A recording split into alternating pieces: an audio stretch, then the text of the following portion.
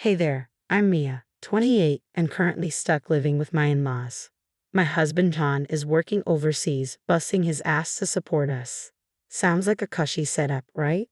Think again. Welcome to my personal hell. It's another day of scraping by. I'm in the kitchen trying to turn practically nothing into breakfast.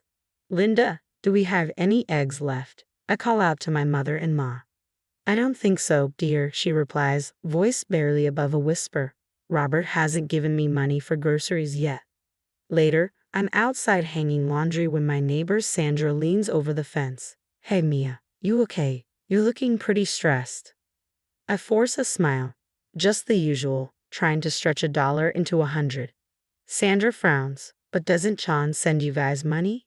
He's making good money overseas, isn't he? Yeah, he does, but I'm cut off by the sound of my phone. It's John, I answer, trying to keep my tone cheerful. Hey babe. Mia, what's going on? I just sent over $5,000 last week, and you're already asking for more. Where's all the money going? I freeze, my mind racing. $5,000? I've seen maybe $100 tops. John, I don't know what you're talking about. We're barely scraping by here. That's impossible. Dad's handling the finances. He wouldn't. He sighs. Look, I've got to go. We'll talk later. As I hang up, a chill runs through me. Something's very wrong, and I'm starting to realize just how deep this rabbit hole goes. But one thing's for sure, I'm going to get to the bottom of it, no matter what it takes. After that call, I couldn't shake the feeling that something was seriously off. $5,000. Where was all that money going? That night, while Robert was passed out drunk and Linda was glued to her soaps, I snuck into their bedroom. My heart pounded so hard, I thought it would burst. I rifled through the drawers, looking for any hint about our finances. Bingo! I found a stack of bank statements hidden in a false bottom drawer of Robert's desk. My hands shook as I flipped through them. The numbers didn't lie. Robert had been pocketing most of John's money for months. The next day, I confronted Linda. You knew, didn't you? I hissed, thrusting the statements in her face. She burst into tears. I'm so sorry, Mia. Robert, he has a gambling problem. He said he'd stop, but she trailed off, face crumpling. He threatened to leave me if I told anyone. I was scared. My anger simmered, but I softened just a little. Where does he gamble? There's this underground casino. He goes almost every night. That night, I followed Robert. Sure enough, he headed straight to a seedy building downtown. Through the window, I watched him blow through thousands in minutes. Back home, I dug deeper, finding a stash of checks from John, all cashed by Robert. The bastard had even been intercepting our mail. I was seeing red. I stormed into the living room where Robert was slouched in front of the TV. You thieving! I screamed, hurling the evidence at him. Robert's face twisted from shock to rage in an instant. Listen here, you ungrateful little fool, he snarled. You breathe a word of this to Sean, and I'll make sure he never believes you. Who do you think he'll trust? His loving father or his gold-digging wife? Try me, old man. Your days of leeching off us are over. I ran to my room, slamming the door and locking it. My hands shook as I dialed John. Babe, what's wrong? He asked, his voice full of concern. John, listen to me. Your father's been stealing the money you've been sending. He's gambling it all away. There was a long silence. Ma, that's a serious accusation. Are you sure? My heart sank. He didn't believe me. John, I have proof. Bank statements, cash checks. Whoa, slow down. I'm sure there's just been some misunderstanding. Dad wouldn't. John, please, you have to trust me, I pleaded. But suddenly, a loud bang rattled my door. Robert's voice boomed from the hallway. Open this door, you little snake. I'll teach you to go behind my back. Mia, what's going on? Joan's voice crackled through the phone. I have to go, John. Just be careful who you trust. I love you. I hung up, my mind racing as Robert continued pounding on the door, splintering the wood. I was trapped, alone with a raging, drunken thief on the other side. But one thing was clear, this was war and I wasn't about to go down without a fight. The next morning, I woke up with a fire in my gut. Robert might think he'd scared me into submission, but he had no idea who he was messing with. I texted Sandra, who showed up right away.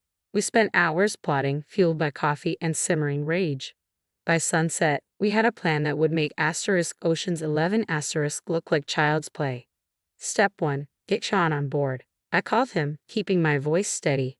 Babe, I know you're struggling to believe me, but I'm begging you, send the next payment to a new account. One that only I can access.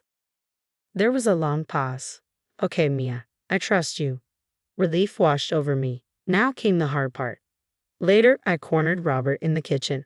I'm sorry about last night, I murmured, forcing the hint of shame into my tone. I was stressed and jumped to conclusions. It won't happen again. Robert narrowed his eyes, then gave a curt nod. See that it doesn't. Over the next few weeks, I played the perfect daughter-in-law. I cooked Robert's favorite meals, laughed at his awful jokes, and never mentioned money. Meanwhile, I was gathering evidence. I planted hidden cameras to catch him counting stolen cash, recorded his shady calls to bookies on a burner phone, and even managed to swipe his old tax returns, proving years of fraud. Then, out of the blue, John's cousin Tom showed up. Surprise visit, he said with a grin. But I caught the glint in his eye. John had sent backup. That night, Tom and I huddled in my room, whispering. I've got an idea, he said, his voice low. But it's risky. The plan was brilliant. Dangerous, but brilliant. The next day, I burst into the house, waving a lottery ticket. Oh my God, I won! I freaking won! I screamed. Robert's eyes lit up, his gaze like a shark catching the scent of blood. Won what, dear? The lottery? One of those scratch-offs. $5 million. I watched the dollar signs practically sparkle in his eyes. That's wonderful, Mia. We should celebrate. Over the next few days, Robert was sickeningly sweet. He offered to help me claim the winnings, invest the money wisely. I played along, pretending to consider his offers. Finally, the big day arrived. Tom had mocked up fake lottery paperwork, and I made a big show of signing it at the kitchen table. You know, Robert said, his voice dripping with insincerity, as head of the household, I think it's best if I hold on to that ticket for safekeeping. I hesitated, then nodded. Okay, I guess that makes sense. The moment Robert's hand touched the paper, the front door burst open. John stormed in, his face a mask of fury. Behind him was a man in a suit, a real lawyer Tom had convinced to play along. Dad, what the hell are you doing? John roared. Robert stammered, caught red-handed. I was just what? Stealing from Maya, like you've been stealing from me. The lawyer stepped forward. Mr. Thompson, we have evidence of your fraudulent activities, spanning years. I suggest you come with us quietly. Robert's face went pale. In a last desperate move, he lunged for the back door. But Tom was there, blocking Robert's escape. As the officer led a cursing, shrugging Robert away, I felt a weight lift off my shoulders. John pulled me into a tight embrace. I'm so sorry I didn't believe you at first. It's okay, I murmured. It's over now. But as I watched Robert being driven away, I knew this was just the beginning. The real challenge, rebuilding our lives and our trust, was still to come. The next few days were a whirlwind. With Robert gone, the house felt like a powder keg ready to explode. John was shell-shocked, Linda was a wreck, and I found myself in the middle, trying to hold everything together. Then one afternoon, Doe's phone rang. It was the police station. Robert's gambling debts had finally caught up with him, and he owed some dangerous people more than just money. He's going away for a long time, Don said, hanging up. He looked at me, his eyes full of regret. Maya, I can't believe what you went through. I should have listened to you sooner. I shook my head. What matters is that you know the truth now. In the weeks that followed, we faced the harsh reality of Robert's mess. The house was mortgaged to the hilt, bank accounts were drained, and debt collectors were circling. It was like waking from a nightmare only to find the monsters were still real. In the end, we packed up what little we had and said goodbye to Linda, who was going to stay with her sister to start rebuilding her own life. As for Sean and me, we hit the road, seeking a fresh start. 6 months later, life looked entirely different. John found a job stateside, and I finally started my own small business, something I dreamed of but never had the confidence to pursue. Our new apartment was small, but it was ours. No more walking on eggshells, no more lies. Just us, building the life we deserved. We'd occasionally hear news about Robert. He was serving time, and from what we heard, he wasn't doing well. Part of me felt sorry for him, but a bigger part knew he was finally facing the consequences of his actions. One evening, as Sean and I sat on our tiny balcony, watching the sunset, he turned to me. You know, I never thanked you properly. For what? I asked. leaning into him, for being strong enough to stand up to my father, for not giving up on us. You saved this family, Mia. I took his hand, feeling the sense of peace for the first time in years. We saved each other.